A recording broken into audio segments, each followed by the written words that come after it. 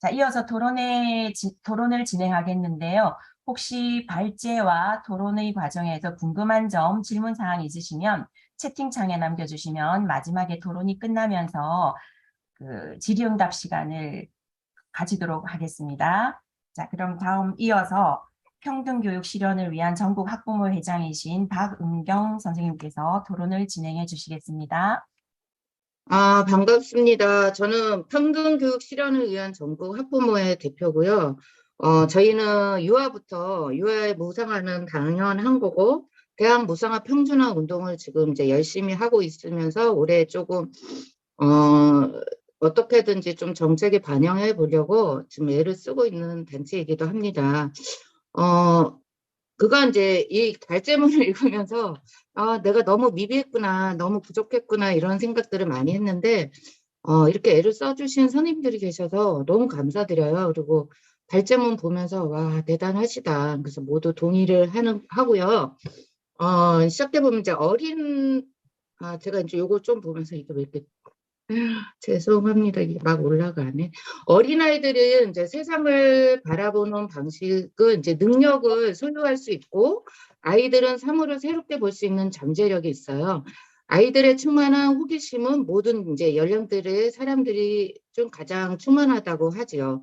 양질의 유아교육이 모든 사회에서 중요한 과제가 되고 있는 이유이기도 합니다.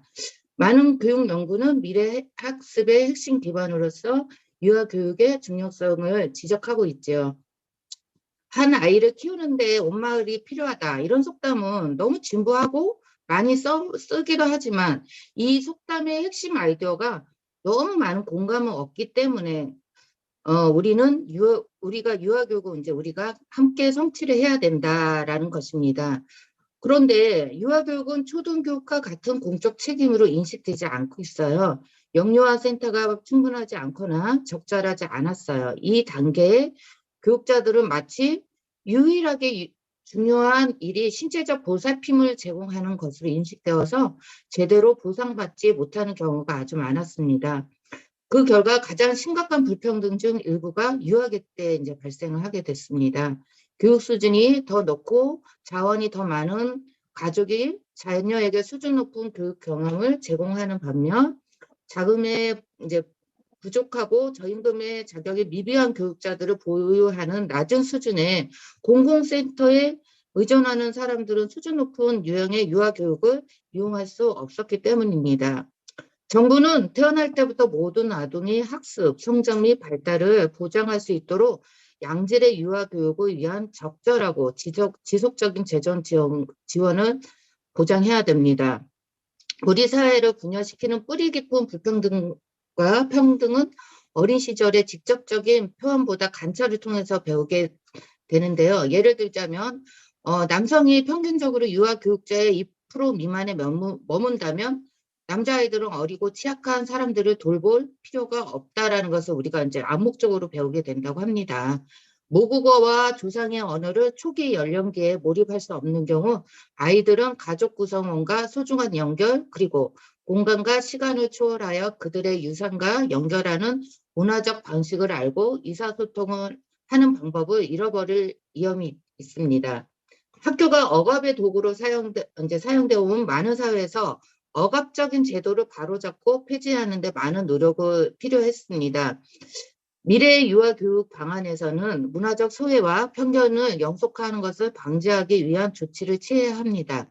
유아교육은 개인적, 집단적, 문화적 정체성을 확인하고 강화해야 하며 다양성에 대한 인식을 바탕으로 한 상호 문화적 대화를 촉진해야 합니다.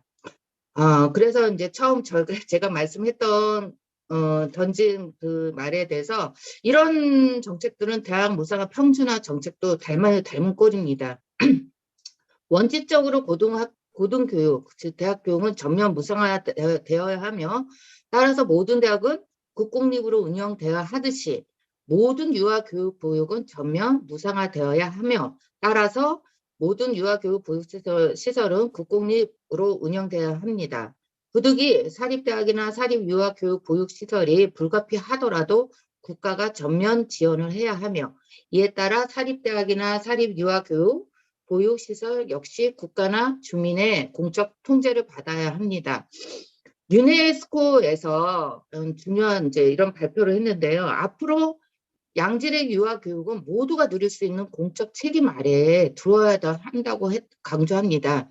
유네스코 2050 서론 중에서 공공재에서 공동재로 이런 말이 나오는데요. 그러니까 가장 대표적인 것은 교육을 우리가 공동재로 규정하자라는 제안입니다. 그래서 이제 이 두 표에 보면 번호는 제가 어떤 글을 쓰다가 주석을 다는 건데 그거를 빼먹어서 요거는 없는 걸로 봐주시면 되겠고요. 교육을 위한 새로운 사회 계획은 교육에 대한 권리, 공공의 사회적 노력 및 공동체로서의 교육에 대한 약속이라는 두 가지 기본 원칙에 기초해야 합니다. 양질의 유아 교육을 위해서는 어린이집과 유치원으로 나누어져 있는 것보다는 모두가 동등한 교육권을 누릴 수 있는 하나의 체계로 가는 것이 올바른 방향일 것입니다. 그러나 유아 교육과 보육의 통합 여부보다 훨씬 중요한 것은 유아 교육의 공공적 책임, 즉 국가가 유아 교육을 전면적으로 책임져야 한다는 것입니다.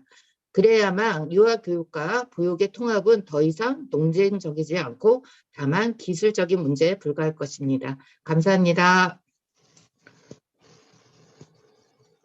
네, 토론 감사합니다. 우리 사회의 불평등과 편견이 유아기 어린 시절 관찰을 통해서 배운다라는 말이 저는 굉장히 인상적이었는데요. 유아교육도 공동체로서의 교육을 제안하시면서 국가가 공적인 책임을 져서 유아교육도 전면적으로 국가가 책임져야 한다라는 것을 다시 한번 강조해 주셨습니다. 감사합니다.